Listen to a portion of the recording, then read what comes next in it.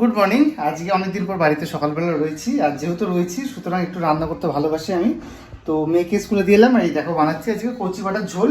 কারণ এই গরমের মধ্যে মাটন খাওয়া একদমই উচিত না, এই কচি পাটাটা অতি মানে চলে হচ্ছে ব্যাপার। তো একদম সিম্পল করে বানাচ্ছি।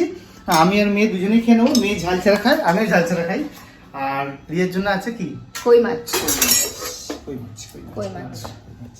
এই হচ্ছে সেই আমগুলো এমনিতে মোটামুটি বেশ ভালোই, কিন্তু একটু বেশি আঁশ আছে আমগুলোতে। 12:30 বেজে গেছে, আর আজকে আমি আর শুভদীপ দুজনেই সিমিকে নিতে এসেছি। ওই যে ওখানে স্লিপ চড়ছে, প্রচন্ড গরম, একটু স্লিপ চড়ে নেই তারপরে বাড়ি নিয়ে যাবো। বসো বসো, হাত ভিতরে করো। আবার আমি দেখছি হাত ভিতরে হাত ভিতরে হাত ভিতরে। এসেছিল কার তুমি শশা খাবে, আর খাওয়ার পরে দই খেতে হবে কিন্তু, ঠিক আছে? ওকে।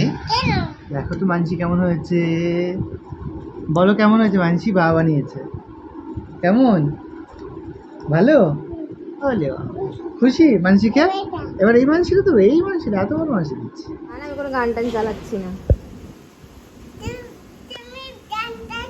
ছোট মোবাইল, তুমি গানটা চালাও না। আমার গানটা হবে না।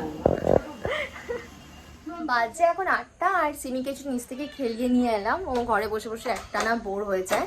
এবার একটুখানি রান্না বান্নাটা দেখো। করো, কালার করো, কালার করবে ওইখানে না, ওই এইটা করা আছে, এইটা দেখে দেখে এখানে করবে। করো, হ্যাঁ এইটা করা আছে, এখানে করতে হবে না, তুমি এইখানে করো শুধু।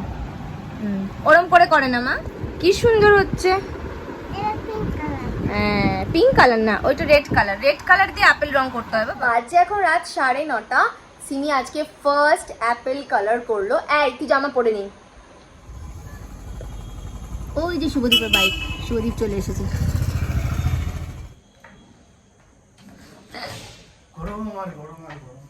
আর ছোট্ট করে ব্লগ করছি আমরা, তাই ব্লগটাকে বেশি আননেসেসারি লম্বা করবো না, যাতে তোমাদের বেশি সময় নষ্ট না হয়। কারণ লম্বা লম্বা ব্লগ অনেক সময় নিয়ে দেখতে হয়, সেটা যথেষ্ট টাইম কনজিউমিং।